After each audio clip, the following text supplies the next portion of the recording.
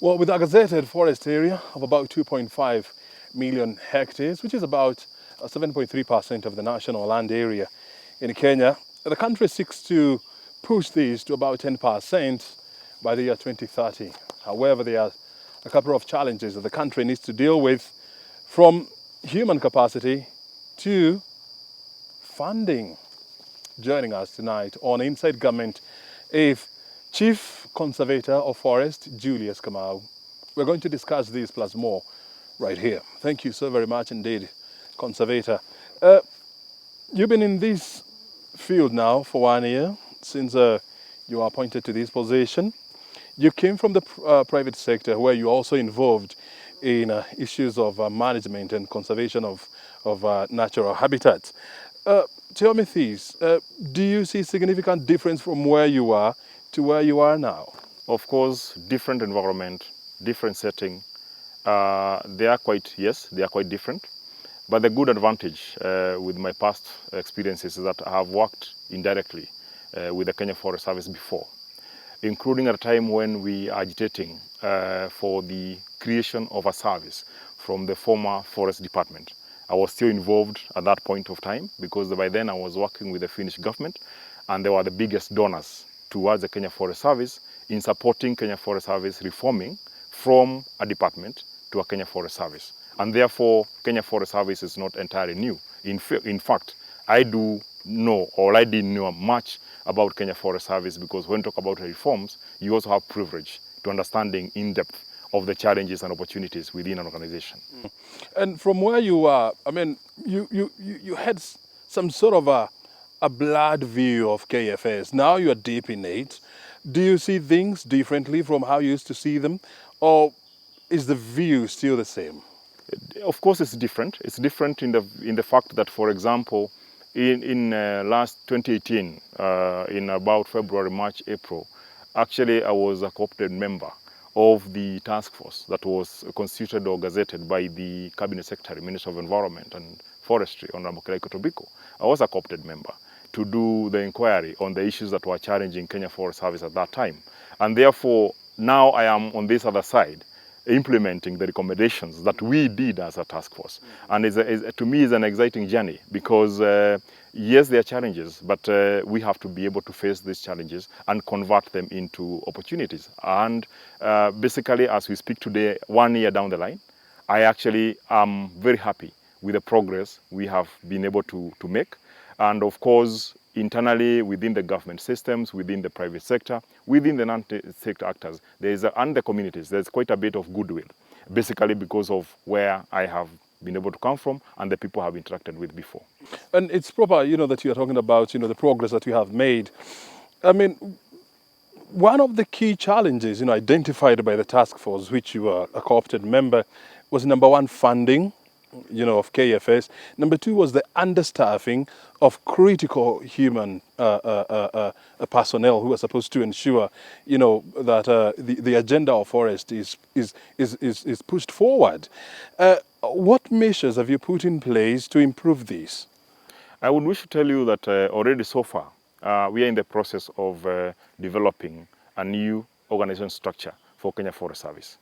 As we speak, basically, we have done all the major instruments that go with it. It's about the organization structure. It's about the human resource policies and manuals.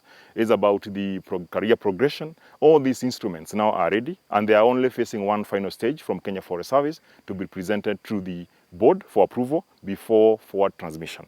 You would appreciate that those kind of processes take time. And 1 year basically coming on board, understanding the problem that we had because at every delivery of every mandate of every institution in an efficient and effective way require a well-crafted and organized human capital. And therefore, that is one of the things that I am saying that we are able to do. And therefore, we have come. We are very sure that we're going to conclude this process in a short while. And that is going to help us to know what kind of competence do we need, what are the numbers do we need, and where should we be able to place them. And therefore, to us, that was the key foundation that we had to lay. Because it's one thing to come and feed people with the current structure, but now with a new structure, we are able now to even attract and be able to organize ourselves in a way that we believe we can be able to meet the ever-increasing capacity or mandate of the Kenya Forest Service. You know, last year you reported that you managed to generate about 2.7 billion shillings in revenue. This is not a major improvement, you know, from 2018 and 2017. Do you have a certain figure that you're working toward? We are now engaging and seeing how we can diversify our revenue by promoting ecotourism. Ecotourism is non-extractive, and therefore it's very compatible with our conservation model. And therefore, if we go that direction, we are able to diversify our revenue source and basically stabilize Kenya Forest Service in terms of revenue generation. Beyond that, basically, of course, there is a moratorium on logging. We believe it will be considered, and of course we are not saying it's a permanent issue. So we are seeing a possibility of whereby actually KFS could go better than it was before, because we will have optimized our ecotourism generation activity, and also maybe couple with the exploitation of our plantation. And therefore basically, and also we also have gotten quite good support from the exchequer in understanding of what we are going through as we speak today, including other foreign donors. I mean, talk about the Green Zone project through the African Development Bank, which have pumped in about almost 5 billion for a program of about six years. That is to us and a very good way of saying that we may not necessarily have to finance ourselves, but we can leverage on partnership in terms of supporting our operations going forward. You were part of the task force, you know, that was inaugurated by Deputy President William Ruto back in the year 2008, early 2008. And when you handed in your report, one of the recommendations, or one of, as part of the executive summary, this is what the report said, that Kenya Forest Service has institutionalized corruption and the system is replete with deep-rooted practices, lack of accountability and unethical behavior. How do you plan to deal with this? You know, in every organization, there's what we call the hardware and the software. Yeah. And sometimes people forget about the software and they look at the hardware. The hardware is basically what you may call basically the natural systems of dealing with the procedures and everything else. And you forget about the people who are behind making these decisions. The leadership of integrity starts with the captain. If the captain basically comes with the spirit of leadership of integrity, then naturally you are able to influence and inspire the people who are below there to be able to actually take themselves into an integral manner. And therefore, when I came on board, actually, I was able to speak with the senior managers, speak with the field officers, and speak to themselves and find out exactly where the problem is and where the problem was. And actually, I can tell you, as we speak, and if you have been watching around many other places, I can tell you have made a very big stride, because we invested in the software of the people themselves, understanding what they have been going through, understanding the environment they have been working in. And once you understand that, you are able to drive measures and actually solutions that target and meet their own aspirations. What we have been able to do mostly is actually also to focus on our forest stations. If you look at most of our forest stations, they were mostly were kind of vacated in a sense. But now we are trying to say these are our centers of excellence. The moment you identify that to be a center of excellence, you also give the forest manager enough power and authority, delegated authority, and also responsibility and accountability. They also feel they are at the position to be able to manage challenges that occur in those areas. So I started with the major aspect of the software. Now we are going to the hardware, which is organization structure. Because you do an organization structure to be able to host and guide people on how they're going to deliver. And I can tell you, as we speak today, there is a lot of credibility, a lot of goodwill from Kenyans about how Kenya Forest Service and the stride they have made. In fact, I'll tell you one thing. How do you gauge that? I'll gauge this by this way. As we speak today, the Wajir County have already come to Kenya Forest Service and say, we have about 34,000 hectares of forest land. We believe you have the goodwill and capacity to manage it for us. Today is on the key of being gazetted. That is a good measure. As we speak today, all the forests basically that were in the community forest land in Nyamira and Kisii, again they are on the queue of being gazetted. Over 500 hectares of Boni forest, which is expansive in Garissa and the coast region, again it's on our desk. Actually, we have taken over that mandate. It can tell you something. There is trust. When you look at the people engagement and the community, the way they are giving us information, when they see something illegal happening, they are able even to call me directly, because we have opened up space to get information. Because what we have said is, information is not reporting. It is helping us to improve our governance. And that's exactly what we have been able to do. If you go to a social platform, Facebook, I'll invite you. Go to previous early last year on the post and the comments there. Today, go on our post and the comment. It's a public expressing their satisfaction on the direction that we are going. And therefore, I have no doubt that actually with this commitment, in the next few years, actually many Kenyans would want to come and work for Kenya Forest Service. I can tell you there's a time, I think the other day we were dispatching off some 4,000 assorted equipments to almost about nurseries in our 15 counties. And the people are actually saying, it's now my desire to work with the Kenya Forest Service. It is not easy for Kenya to make a decision that I want to work with this organization just by like. They have assessed us, they have looked at it, they have looked at the current leadership and the future.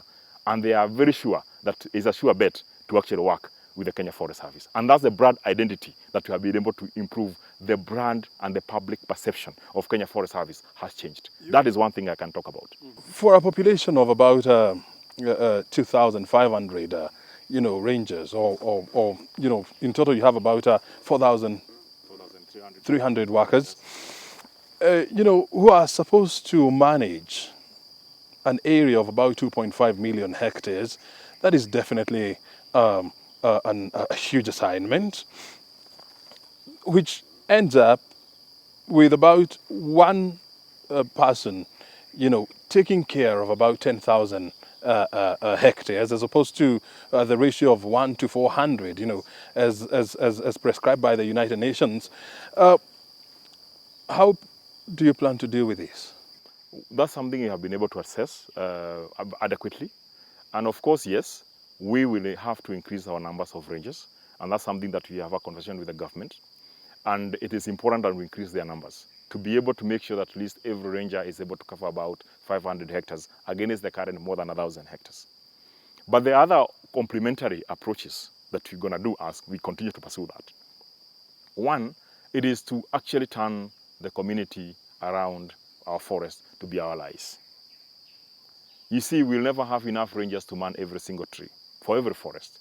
But if we are able to engage effectively with the community adjacent, forest adjacent communities, and we turn them from them perceiving us as enemies, but actually becoming allies of conservation, basically, we'll be able to address the gap that we would have with the inadequate number of rangers. That is not to say that we don't have a need. We have a critical need to increase our ranger force from actually the current 2,400 to about 6,000 rangers. That's the optimal operation that we would wish to have, and that's something that we are pursuing, and it's known. And it's actually acknowledged as one of the recommendations of the task force report, and that possibly will be implemented.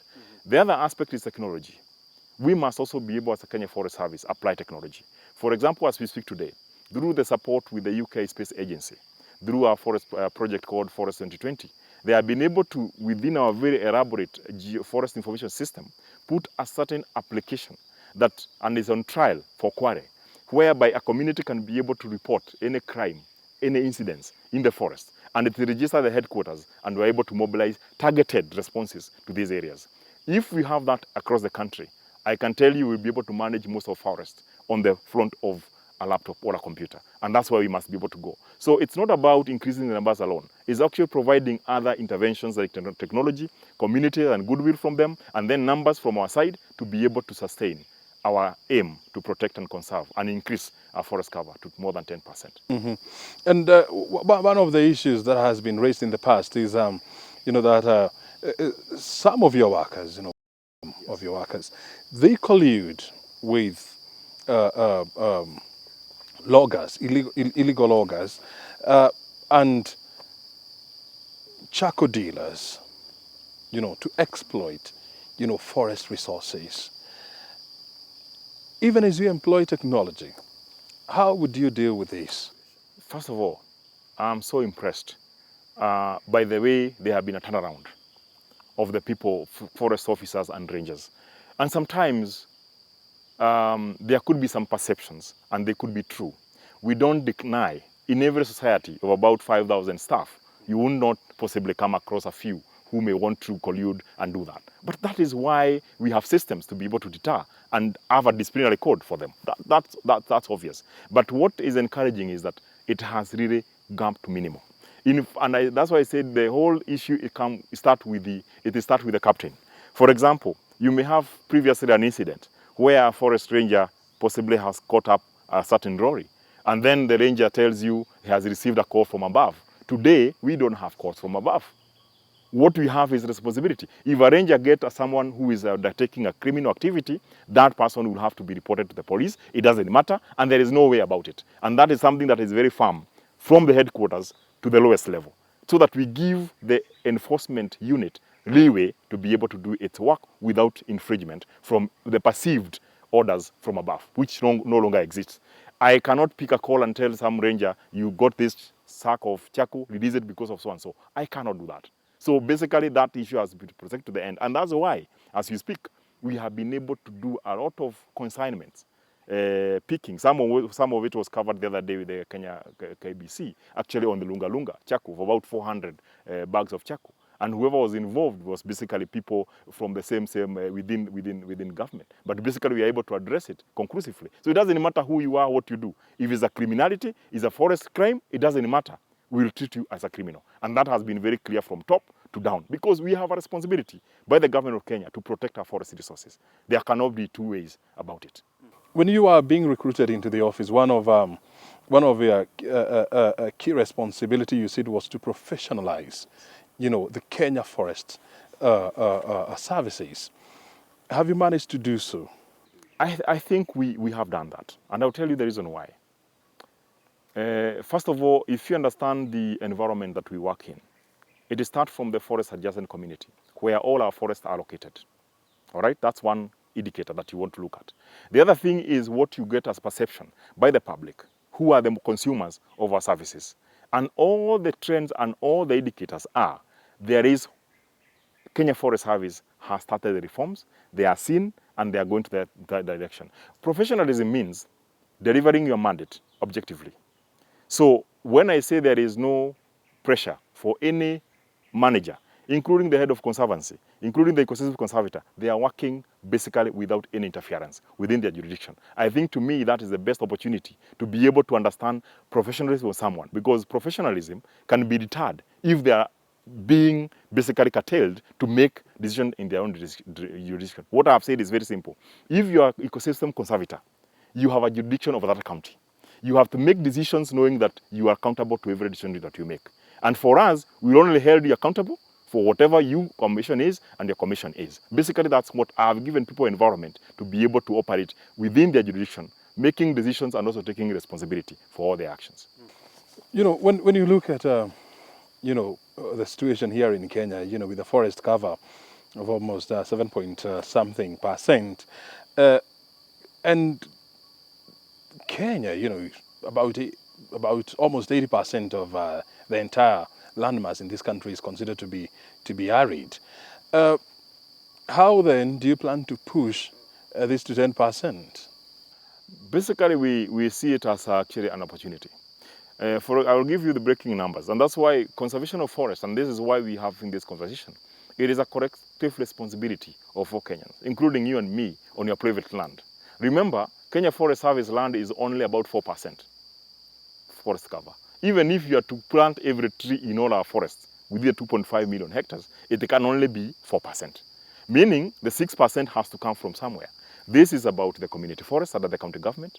It includes the big trust land and pastoralist land that you have mentioned about. It also includes your individual and my individual farm. In fact, there are farm forestry rules from 2009 that require every Kenyan everywhere to put his own land at 10%. If every Kenyans were to put their own land at 10%, I can tell you we are surpassing that even before the time that we have been prescribed. And that's why Kenya Forest Service is a lead agency in forestry matter, but it's actually not responsible for all forestry issues. But we are able to create awareness and be able to tell Kenyans do what they must be able to do. It's a collective responsibility. It's every Kenyan responsibility. So the question we'll be asking is, for that individual who come and tell Kenya Forest Service what much you're doing or what you're not doing, also themselves to challenge themselves. Where I come from, the small land that I have, how many trees do I have? If we start that conversation that way, and we challenge ourselves, then we'll be able to achieve much more. And how do we inculcate, a culture of tree planting in this country? If I can take you back to the early years, of 1990s, we used to have the 4K clubs, at primary school level, where students or pupils, were being encouraged to plant trees. And actually, I remember there was a motto that you cut one, you plant two. That was the motto then. Somehow this has petered and we don't seem to care so much about this. How do you plan to bring about this culture, into the Kenyan society? Well, I think Kenyan society is a quite unbearable society. Once they pick something, they own it, it can happen. You are prescribing a time when I also envisage the same. Basically, of course, we must appreciate that democracy changes and matures and evolves. And therefore, we are in a space where Kenyans make their own decisions. But at the same time, now we have a national strategy on 10% tree cover. It's an interministerial. But of course, Kenya Forest Service has a component. And within that strategy, the strategy is very clear that it's not about Kenya Forest Service. It's about all government agencies. It's about all schools. It's about the Ministry of Interior through the chiefs and everyone else. And therefore, that is where now we are going back to. And already the strategy now is there. And basically, we are working towards that. In most cases, actually, if you look at our current tree planting program for these long lanes, basically, there are some schools that have been identified to be able to participate in tree growing. And therefore, we are going back there, where we create a movement of all stakeholders to come together in trying to afforest this country. That's the only way we're going to achieve this objective. And therefore, plans are underway, and our campaigns have actually been anchored under that philosophy. Since the logging ban was instituted, what has been the impact? I would say that the impact has been positive on our end, basically. And one thing that it has done also, it's to allow Kenya Forest Service to be able to also improve its governance and administrative reforms that can govern a Kenya Forest Service that may be able to host now exploitation or logging in the future. And therefore, what we have taken the opportunity for as Kenya Forest Service is to look at our standard operating procedure. If in future we are allowed to commercialize our plantations like we do, and we hope for, then do we have proper systems and governance and accountability and financial system that can be able to host that business case without irregularity that were there before? And therefore, for Kenya Forest Service, in terms of reforms, we have already now integrating our systems in Kenya Forest Service. We have been able to develop an e-registration for sawmillers to be able to register online, basically, to reduce any interaction with people. And that is possibly a reform. And actually, as we speak today, there's a verification of or mature and mature plantation that is going on as we speak across the country. So basically, there are some basic paradigm milestones that we are achieving to provide an enabling environment for a very effective disposal of forest resources when that come to be. And, as we wind up our engagement today, the whole world is talking about coronavirus and, social distancing has become an issue. How is this likely to impact the tree planting exercise, bearing that we are almost getting into the National Tree Planting Day? Basically, what I would say is that coronavirus have changed our ways. It has changed our ways, how we do things, it has. But it hasn't stopped us from taking a step at a time while observing all the government directives. And therefore, if you look at the farmers, their farmers today are continue to plant maize and beans in their farms. And therefore, what we have done in our forest areas in across the country, actually, tree planting started a long time ago in different areas in terms of where they get the rains or not. And therefore, tree planting is happening, but happening within the directive of the government. For example, normally our tree planting space is about 2.5 meters by 2.5 meters. That is beyond social distancing. And therefore, there is no proper limitation for that to happen. But what we need to control is how do people come in, how do they go, and how do they do the operation. And we are very keen to doing that. Remember also we have the community forest associations who are also working together with us to govern and understand and deal with these issues. But the other aspect I would want to speak beyond the tree planting, which is ongoing, and which we are encouraging Kenyans from their private homes to continue planting trees with these rains, is also our rangers, our enforcement officers, who continue to enforce the law regardless of the coronavirus, because we are taking up a national duty of protecting natural resources and our environment. And therefore, for the rangers, they have continued to ensure actually that are protecting ourselves and keeping it safe. One thing we have come to understand is that because schools are closed, so we have a majority of youth in the villages and near the forest. We also have people who have moved towards the village because of these movement restrictions. And because of livelihood have been affected, they are looking at forests as a source of revenue. So we have seen an increased pressure on our forest resources. But our rangers regardless, have continued to be very firm to deter such irregularities. But more so engaging with the community adjacent to the forest on how we can work together and even support them on income generating activity, like you have done with the many programs that we have in Kenya Forest Service and even with our own resources. That is where we find ourselves with the coronavirus. But I can tell you we have taken every measure to be able to obey and institute the social distancing and sanitizing and all other measures that we can be able to deliberate and do to keep our officers' safety and life first before anything that we do. What is going to be our forest agenda in 5 years' time? Some of the challenges that we are dealing with today are historical challenges. You know the land issues that happened in 1990s, issues of the gazettement of land. I think it's good to acknowledge that since the enactment of Forest Act 2005, and which is now 2016, we have not lost any forest land. That is something that we must be able to acknowledge as a country. We have not lost forest land, including actually what we have been able to do is to get back the forest land. For example, in Karura, where I'm sitting today, we have been able to revoke about 152 titles, which were in private hands. And I can tell you early this year, we were able to get back 20 acres, which has been taken by the private developer inside Karura Forest through the court battles. In Gong Road Forest, the same period we were able to get about 16 acres of forest land, again, which was under private jurisdiction. The other day, Sigiria block of Karura, about 45 acres, is now back in our hands. These are milestones that we must be able to talk about and talk about every country. Look at Mau, exactly what happened. Look at Makunga, about 256 acres are back, hectares are back to Kenya Forest Service. We continue to pursue through other systems that we may not acknowledge here, that we want forest back. And any individual who is claiming to own any public forest, they must be warned that we are coming for that land because we must protect the integrity of forest boundaries. That is one thing that we're going to have a conversation going forward. Two is the issue of engaging with the communities. We want community to be our greatest allies, basically. We cannot work with communities waging war against us. We therefore have to go beyond them working and dealing with our forest, but supporting their livelihood improvement. That's another conversation. Because with them, we are able to secure our forest resources. The other aspect is purely mobilizing Kenyans and creating awareness and connecting people's life with nature. As we speak today, at this time of coronavirus, I can tell you, we have been getting numbers and numbers of Kenyans wanting to come to the forest. Why? For consolation, for connecting with nature. And therefore, we are telling Kenyans wherever they are, let us be a friend of nature. Let us protect forest resources. And therefore, what we are looking in the future is a Kenya Forest Service that is admirable to every Kenyan, that they want to be associated with it. The other thing is wedging and opening ourselves to partnership.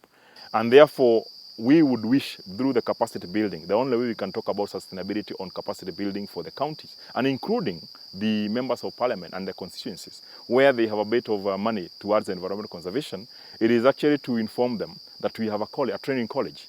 It's called the Kenya Forest College Londiani. It trains both certificate and diploma professional cadres. And beyond training people that we normally take up as Kenya Forest Service, and also in-house training and encouraging and enhancing our professionalism, it's also a very, very good training ground, an opportunity for the counties to sponsor some of the candidates in their jurisdiction to come into that college, access and become forest officers who are able to support the county in implementing its mandate on forestry matters, including in the county level. And therefore, it's important to say that that college is open day and night, it's everywhere, and it's available for those kind of interested people to come and join us. Beyond that, we have a paramilitary school, actually in Londiani again. This is the area that we are able to train our own rangers. But beyond that, we have had counties having youth services. And actually, we have been able to train some youth services for various counties to enhance their enforcement with regard to natural resource management. And therefore, it's a very strong collaboration between Kenya Forest Service and the county government, where the conservator himself, actually the chief conservator, every quarter is able to meet with all the CECs in charge of forestry every quarter in the entire country to deliberate and agree on how the county and the Kenya Forest Service can work together in conserving the environment. Thank you. Asante sana, Chief Conservator of Forests, for your time. And we look forward for a more forested Kenya. Well, it is the responsibility of all Kenyans to plant trees. It is not just Kenya Forest Service, but it is up to us to increase the area under forest to that percent that we all keep talking about of 10% by the year 2030. The question is, what are you doing? How many trees have you planted so far, and how many trees are you going to leave behind the moment you depart this land? You have been watching Inside Government. My name is O'Brien Kimani. Thank you so much for your time. We do this again on Thursday, right here on KBC Channel 1. See you then.